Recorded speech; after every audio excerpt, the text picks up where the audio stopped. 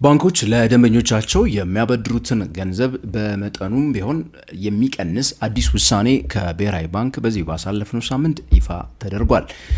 ይህ የመጠባበቂያ ገንዘብ ተብሎ የተቀመጠውና አዲሱ የብሔራዊ ባንክ ሕግ በምን መልኩ ነው የተበዳሪዎችን የሚጎዳው የሚለውን በዚህ ቪዲዮ እነግራችኋለሁ። ቪዲዮውን እስከ መጨረሻ ተከታተሉት። የንጋት ፖስት ነው። ፋይናንስ፣ ቢዝነስ፣ ካፒታል ማርኬትን እናወራለን።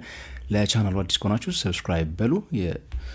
ኮሜንት ሴክሽን ላይ እንደዚሁ ደግሞ አስተያየትና ጥያቄዎቻችሁን ጻፉልን። ከኢትዮጵያ ውጭ ካላችሁ ጆይን በሉኝ ያልኩኝ በዚህ ወደ ዛሬ ቪዲዮ መገባ ነው የሚሆነው። አዲስ ነገር ከቴምር ሪል ስቴት የገና በዓልን በማስመልከት ለጥቂት ቤቶች ብቻ የወጣ እስከ 35 በመቶ የሚደርስ እውነተኛ ቅናሽ አዘጋጅተንላችኋል። ከባለ 1 እስከ 3 መኝታ ከ5.7 ሚሊዮን ብር ሙሉ ክፍያ ጀምሮ በሳር ቤትና አዋሬ ሳይቶች በመሸጥ ላይ እንገኛለን። በተጨማሪም ቃሊቲ ገላን ኢንተርናሽናል የንግድ ሞል ከ2.5 ሚሊዮን ብር ሙሉ ክፍያና ቅድመ ክፍያ ከ500 ሺህ ብር ጀምሮ እየሸጠን እንገኛለን። የቀሩን የተወሰኑ ቤቶችና ሱቆች ስለሆኑ ፈጥነው ይደውሉ። ለተጨማሪ መረጃ 0927 27 6675 ይደውሉ። ቴምር ሪል ስቴት የህልሞ ማረፊያ።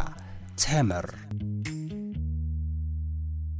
የኢትዮጵያው ብሔራዊ ባንክ በዚህ ባሳለፍነው ሳምንት ይፋ ባደረገው አንድ መመሪያ መሰረት እንግዲህ የኢትዮጵያ ባንኮች በየቀኑና በየወሩ ሊኖራቸው የሚገባ የሪዘርቭ ሪኳየርመንት ወይንም ደግሞ ከደንበኞቻቸው የሰበሰቡት የቁጠባ ገንዘብን የሚያበድሩበትን ሁኔታ የሚቆጣጠር አዲስ መመሪያ ነው ያወጣው።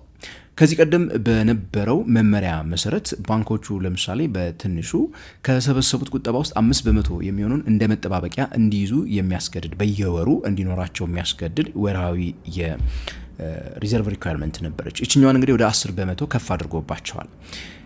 ይሄኛው በዋናነት እንግዲህ ምን ማለት ነው? ባንኮች ገንዘብን ከደንበኞቻቸው ከሰበሰቡ በኋላ ዋናው ስራ የሚሰሩት ምን በማድረግ ነው? ለደንበኞቻቸው በብድር መልኩ ያበድሩና ከዛ ነው ወለድን የሚሰበስቡት። ከዚህ ባለፈ ይህንን በሚያደርጉበት ሰዓት የመጠባበቂያ ገንዘቡ በዋናነት በእነሱ ዘንድ ያለውን ገንዘብ ሙሉ በሙሉ አበድረው አደጋ ውስጥ እንዳይገቡ፣ ምክንያቱም ተበዳሪዎች ገንዘብ ላይ መልሱ የሚችሉበት እድል ሰፊ ነው። ይሄንን በሚያደርጉበት ሰዓት ቆጣቢዎች መተው ገንዘባቸውን በሚፈልጉበት ሰዓት ገንዘባቸውን እንዳያጡ መከላከያ መንገድ ነው። በአንድ መልኩ የኪሳራ አደጋን በዛ መልኩ እንዳይመጣ አንዱ መከላከያ መንገድ ነው። ሌላው ነገር ግን በገበያው ላይ የሚንቀሳቀሰውን የብር መጠንም መገደቢያ መንገድ ነው።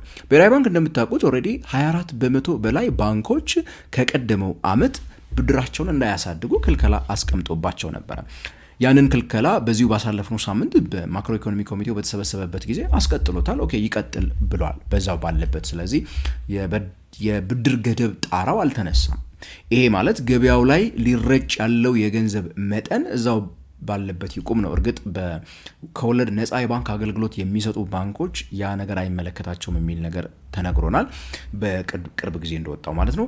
ያ ማለት እንግዲህ ያው ደና ገንዘብ እስከሰበሰቡ ድረስ ሪዘርቭ ሪኳየርመንቱ አይመለከታቸውም ማለት አይደለም። 24% ነው የማይመለከታቸው፣ ግን ሪዘርቭ ማስቀመጥ መቻል አለባቸው። ይህን በማድረግ ገበያው ላይ ሊለቀቅ የነበረ የሆነ ያክል ገንዘብ ምን አደረገ ማለት ነው? ብሔራዊ ባንክ አስቀረ ማለት ነው። ይሄ በአንድ መልኩ ምን መሰላችሁ? አብዛኛዎቹ ባንኮች ቅርብ ጊዜ አይታችሁ ከሆነ የአጭር ጊዜ ብድሮችን በስፋት ገበያ ላይ ማዋል ጀምረዋል። በአንድ ወር፣ በሁለት ወር፣ በሶስት ወር የሚመለሱ ብድሮችን ማለት ነው። ይህንን በማድረግ ድሮ የነበረው ዓመታዊ የሚመስለውን የሪዘርቭ ሪኳየርመንትን ዞረው ሊያልፉ የሚችሉበት እድል ነበረ ማለት ነው።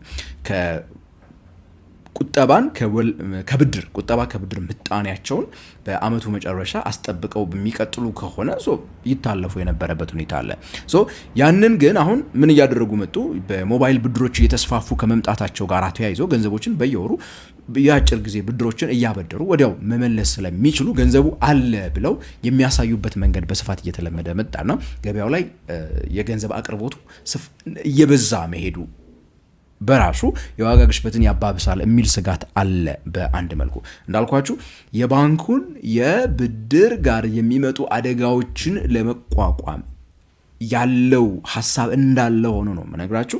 እሱ እንዳለ ሆኖ የባንኩን ከአደጋ መጠበቅ እንዳለ ሆኖ at the same time ደግሞ ዋጋ ግሽበት እንደሚባለው እንግዲህ ከ10 በመቶ በታች አውርዶ ባለ ነጠላ አሃዝ ማድረግ በ2026 ዋነኛው የማክሮ ኢኮኖሚ ኮሚቴው ወይ ደግሞ ሞኔታሪ ፖሊሲውን የሚመራው አካል አላማ እስከሆነ ድረስ ያንን በማድረግ ገበያ ላይ የሚሰራጨውን ገንዘብ ለመቀነስም የታሰበ ይመስለኛል። እርግጥ ነው እንግዲህ የኛ ሀገር የዋጋ ግሽበት ስንት ላይ ነው ያለው የሚለው ነገር አከራካሪ ቢሆንም ማለት ነው ያንን በማድረጋቸው ባንኮች በእነዚህ በሚቀጥለው እንግዲህ 3 ወር የመጀመሪያው የቀጣይ ኳርተር ማለት ነው ድረስ እነዚህ ነገሮች ይቀጥላሉ። እርግጥ የ24% ማለት ነው የሪዘርቭ ጉዳይ በመመሪያ ከመውጣቱ ጋር ተያይዞ ቀጣይነት ያለው የሚቀጥሉት ዓመታት የሚተገበር ነገር እንደሆነ ጠብቃለሁ። ሜቢ እንደ አንድ ነገር ልናገር የምችለው እንደ ትንበያ ላስቀምጥ የምችለው እንደ መደላድል ሊጠቀሙባት ይችላሉ። ሪዘርቭ ሪኳየርመንቷ በየወሩ ኦኬ ወደ 10 በመቶ ካደገች የዛን ኢምፓክት በሚቀጥሉት ጊዜያት ከተመለከተ በኋላ ብሔራዊ ባንክ በቀጣይ ኳርተር ኦኬ 24% ምናምን የብድር ገደብ ጣራ ብሎ ያስቀመጠውን ነገር ለማንሳት ሊቀለው ይችላል። የብድር ገደብ ጣራ የምትባለው አይነት ነገር በሞኔታሪ ፖሊሲ በዓለም አቀፍ ደረጃ የተለመደች አይደለችም እና IMFም እየተቹት ነበር ይሄንን ነገር ተው ከዛ ይልቅ ሪዘርቭ ሪኳየርመንት የኦፕን ማርኬት ኦፕሬሽን የምንላቸውን ነገሮች ተጠቀሙ እያሉ በተደጋጋሚ የሚጨቀጭቁበት ሁኔታ አለ። ለዛ እንደ መደላድል አድርገው ሊጠቀሙበት ሊሆን ይችላል የምትል ግምት አለችኝ። አብረን የምንመለከተው ነው የሚሆነው እንግዲህ ቀጣዩን ስብሰባ በሚያደርጉበት ሰዓት አይ ቲንክ ቀጣዩ ስብሰባ በፈረንጆቹ ማርች አካባቢ ነው የሚደረገው። ያኔ ምን እንደሚያደርጉ አብረን የምንመለከት ነው የሚሆነው። አት ኤንድ ኦፍ ዘ ዴይ ግን ዋነኛው ሐሳቡ ግን በአንድ መልኩ ባንኮቹን ከአደጋ መከላከል ነው፣ ከኪሳራ አደጋ መከላከል እንዳለ ሆኖ በሌላ መልኩ በዋነኝነት ግን ገበያው ላይ የሚንቀሳቀሰውን ገንዘብ መገደብ ነው የሚመስለኝ። ይሄንን በማድረግ እንግዲህ በሚቀጥሉት 3-4 ወራት ውስጥም ቢሆን በኢትዮጵያ ኢንዱስትሪዎች ውስጥ በተለያዩ ቢዝነሶች ውስጥ የሚንቀሳቀሱ ሰዎች ለባንክ ብድር የሚከፍሉት ገንዘብ በጣም ከፍ ያለባቸው ነው የሚሆነው። ወለዱ ማለት ነው ዋጋ ያንን ለማግኘት የምታወጡት ዋጋ እየጨመረ የሚሄድበት እድሉ ሰፊ ነው። ብድር እንደፈለገ ማግኘት የሚባለው ነገር እየጠበበ የሚሄዱ እንዲሁ የሚቀጥል ነው የሚሆነው ዋጋ ግሽበትን መቆጣጠር የሚያስፈልግ ከሆነ። በተቃራኒው እንግዲህ ይሄ ደግሞ ኢኮኖሚ እድገቱን ሊጎዳ የሚችልበት እድል አለ ብለው የሚከራከሩ ሰዎች አሉ። እርግጥም ነው ያንን እንዴት አድርገው ኦፍሴት ለማድረግ እንደታሰበ ማክሮ ኢኮኖሚ ኮሚቴው እስካሁን ያለው ነገር ባይኖርም ያንንም ማድረግ ያስፈልጋል። ኢኮኖሚን ለማነቃቃት ገንዘብ ደግሞ ገበያ ውስጥ መግባት አለበትና አስተያየታችሁን ጥያቄያችሁን እናንተ ደግሞ ኮሜንት ሴክሽን ላይ አስቀምጡልን። በቀጣይ በሌላ ቪዲዮ እስከምንገናኝ ድረስ ከንጋት ፖስት የምሰናበታችሁ ነኝ ገበያ ብርሃኑ ነኝ። አዲስ ነገር ከቴምር ሪል ስቴት የገና በዓልን በማስመልከት ለጥቂት ቤቶች ብቻ የወጣ እስከ 35 በመቶ የሚደርስ እውነተኛ ቅናሽ አዘጋጅተንላችኋል። ከባለ 1 እስከ 3 መኝታ ከ5.7 ሚሊዮን ብር ሙሉ ክፍያ ጀምሮ በሳር ቤትና አዋሬ ሳይቶች በመሸጥ ላይ እንገኛለን። በተጨማሪም ቃሊቲ ገላን ኢንተርናሽናል የንግድ ሞል ከ2.5 ሚሊዮን ብር ሙሉ ክፍያና ቅድመ ክፍያ ከ500 ሺህ ብር ጀምሮ እየሸጥን እንገኛለን። የቀሩን የተወሰኑ ቤቶች እና ሱቆች ስለሆኑ ፈጥነው ይደውሉ። ለተጨማሪ መረጃ 0927 27 66 75 ይደውሉ። ቴምር ሪል ስቴት የህልሞ ማረፊያ ቴምር